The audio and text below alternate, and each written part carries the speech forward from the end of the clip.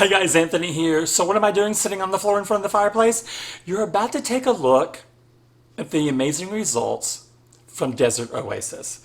Now, you guys, if you have not watched the videos prior to Desert Oasis, it's been combined with Kong Skull Island. This was Kong Skull Island before, and it was my masterpiece, I thought, until gnats destroyed it, and I had to take the whole thing apart. And that included all these plants that are in there, had to be taken out. The whole building had to be cleaned and disinfected and then brought back as Desert Oasis. And so what I want to show you is the amazing results. Now, what I'm hoping to do is find that original thumbnail that I use because the plants are babies. It's literally a year later and they are doing amazingly well. One thing is I've started watering them only, like all my plants, with used aquarium water. So I think that's making a big, huge difference. I was using pure reverse osmosis water, meaning they were getting no minerals out of it whatsoever. And I was really doing them a big disservice and I didn't even realize it. They were just getting no growth. When I switched, it was a game changer. They're all doing beautifully. So let me put you on pause for a quick second while I move some of this stuff away so we can get the camera right up in there and you can see what's going on and you're gonna see how I do my watering. So thanks for joining me today. Okay, so before we get to the star of the show, I wanted to point out this one. Now this little dude has this beautiful etching in glass. This is an Art Deco punch bowl. Now you can't see the etching, so I'll push it back. And I didn't put enough soil in here for the plants, so eventually I will have to take this apart, but they're doing flawlessly now. I did not intend for the vines to grow up on these sticks. I put the sticks in there because I thought the sticks were amazing. But this has like a couple of Hoyas, a rattlesnake, and I think that's it. I can't remember what that one is right there. But they're all doing so well. This is Vertical Slim or Slim Mini. That's one of my oldest ones. And it's not actually planted in soil, it's planted in a moss ball with soil in it. I was trying to experiment with things. You know how when you're new in the hobby and you're like doing all this fun stuff. Here's one that's in, I can't even tell you what this container is. It's not a cake holder, I don't know what it does, but it's gorgeous. And it has some just different plants in it. It's got moss from one city. These are my trash plants. This is all stuff I picked up except for the red that came off of another bill, but these are sticks from Lake Washington. And there is a little grass popping up over there from Lake Washington. And I'm just trying to see if I can get, and there's the fungus is on there from Lake Washington. And I'm trying to see if I can just get this to grow out and to stay green and healthy. I don't do anything to it, it just stays covered up. But this is the plant that's also growing in our aquariums right now as an underwater plant. And that's just another sidewalk trash plant. And so on this side, I just have some, well, one of them, actually only one of these is a closed. The other two have little saucers on them to keep them, and they're not really that humid on the inside, but it keeps the gnats away, so I don't have gnats problems in these. But again, plants that I pick up, I just add to a terrarium and keep going from there. So the terrariums are always evolving. So let me get the scoot away and get you to the main event.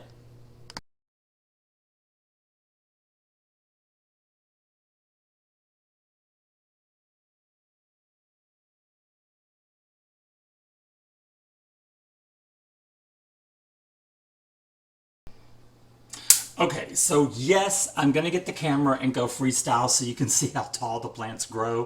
What I did was I sealed this fireplace originally when it was Skull Island. And Skull Island had all this beautiful bark on the back end that looked like a wall. And these pieces of wood that had moss already growing on it, and they looked like mountains. It was just absolutely glorious. What came with it, though, was a massive amount of gnats that I never was able to get rid of. And so when I had to completely take everything out and clean it, I tried to put all the plants kind of back where they were at what level they are. And I built up a level in the back here. There's a rock right back inside there. And it's got plants on top of it that are closer to the lighting source so that we'd have a little elevation. The plants that were in here at the time were all super tiny. When I look at it now, I'm just amazed at how gorgeous it's turned out. Now I'm going to point out that yes, this was a working waterfall. And let's zoom in. It has a basin that held water, but because this is not a humid environment, the water was evaporating like every other day. So it was evaporating while I was on a trip, and I was constantly opening this thing up and filling it with water. And so finally I decided to abandon the water feature. That is all one piece. And so that will go into another build whenever I do get a chance to get into a proper studio. I'll have to take this apart, which will be a mess because they're all kind of planted. They're not in containers any longer. They outgrew their containers, so they're all in one soil. So it's going to be a bit of a frightfulness for me to have to take it back out of there. But you've got here my spotted Hoya, which is just looking glorious under this lighting. It's the high gloss waxiness. It's looking amazing. This is a trash fern, the ivy, I'm sorry, that I found on a layover. This is the one plant here. Okay, so it has pink coloring in it. I cannot remember the name of it. It's the only one of this version that I got to live out of the pot that I bought. And of course, then you have your Rex begonia. Yeah, this is my watering tool here. And then there is a rattlesnake plant beyond that. And then another one of the vine that you just saw in these two. But look how small that is compared to, let's go up a little bit. You can see back in here, there's the vine right there. And then you have, I think it's the arrowhead, which is in front of Rex. And then this is another Hoya, but this one is not spotted. This one is variegated, but you can't really tell. It looks completely green. This plant origin is here. It decided to grow up, fold over, grow and wind around to where it's growing up here, up here, up here, and back there. It is taking over the build. And there's an arrowhead, which does not like full sun. And that's why I planted it at the base of the Rex, because the Rex has these massive leaves on it. Well, it is growing like crazy. Here is the arrowhead leaf I'm talking about. And then a rabbit's foot fern that's down here at the base. And really, honestly, doesn't really get enough lighting. One other cool feature is this is a piece of a mushroom right here that I found dried, and I put this into the build, and you can see a little bit on the back side there. So I'm going to let's put it on pause. Let's try this again. We'll go a little closer. And the waterfall was amazing. Water actually went down every one of those rocks. And now you can see going up inside, there's light. Sorry, hitting the microphone.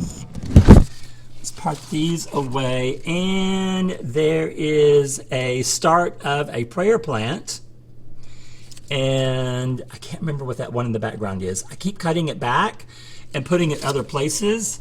But if I move the mushroom, you can see here's the original start of this plant, and then here's how it just keeps curving around. And basically, you know, taking over. I mean, it looks really amazing. But the Rex begonia was the dominant plant until the rest of them decided they were going to have no part of that. And they all wanted to be a massive influence. So I'm loving how this looks. Now all I do is use my turkey baster and I put water on them directly, but I wanted you guys to see, and oh, I cannot forget, this is moss on wood, courtesy of Lake Washington, Oregon. Or Washington, yeah. Seattle. Lake Washington in Seattle. Okay, there, I got it. But here is Desert Oasis in all of its glory. I'm so proud of it, and I hope you guys love it. Thanks for watching, and I'll see you again.